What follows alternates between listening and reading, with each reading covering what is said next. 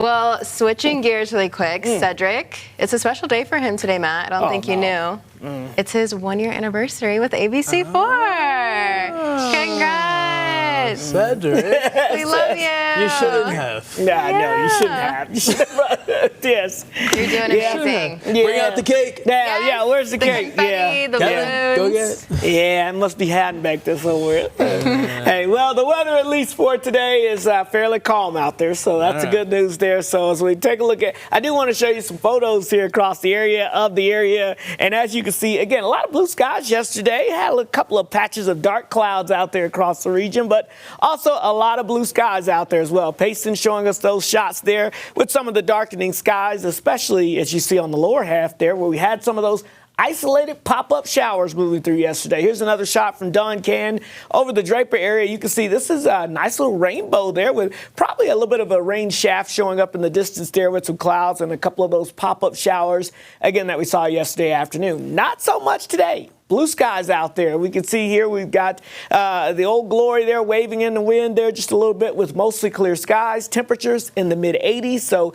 it is warm. It is fairly quiet out there across the area. Taking a look at some of those wind gusts, anywhere between 15 and 20 miles per hour out there across the area. And you can see that extends down across the southern Wasatch Front as well, 15 to 20, close to 25 as you get near the Santa Quin area. So overall, a little breezy out there, but fairly calm conditions. The winds are not as strong as what they were yesterday at this time, of course. And you can see those winds gusting anywhere between 15 to 25 miles per hour across the south and west as well. Now notice, as you get up towards Milford here in the West Desert, we've seen some gusts there over 30 miles per hour. And of course, this morning, we had quite a few wind gusts up near the Bountiful Bench and off towards some of the east benches there that had those gusts over 30, close to 40 miles per hour. Now, the good news is we'll see those winds starting to taper off as we get into later this afternoon into the evening hours.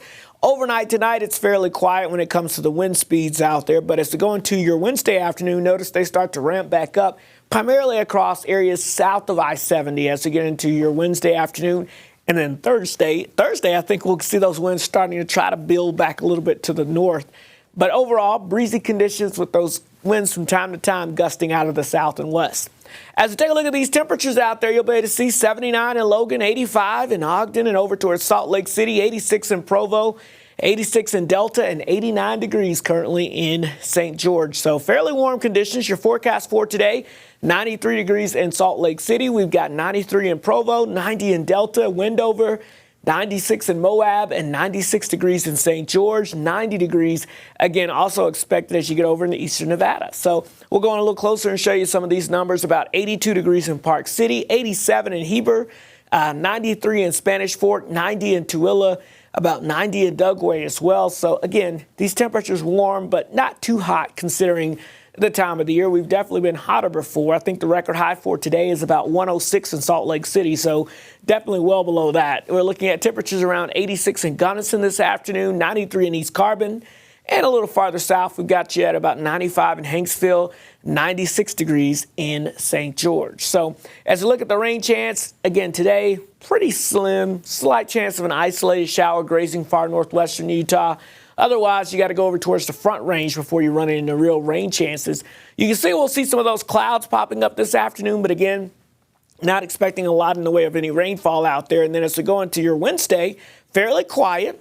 And then as we go into your Thursday, which happens to be Pioneer Day, again, high pressure in charge, so looking fairly quiet, maybe a few scattered clouds across the Wasatch Front. But other than that, I just don't see much in the way of any moisture out there. So we'll call it mid-90s for your Pioneer Day in Salt Lake City with a mixture of sun and clouds.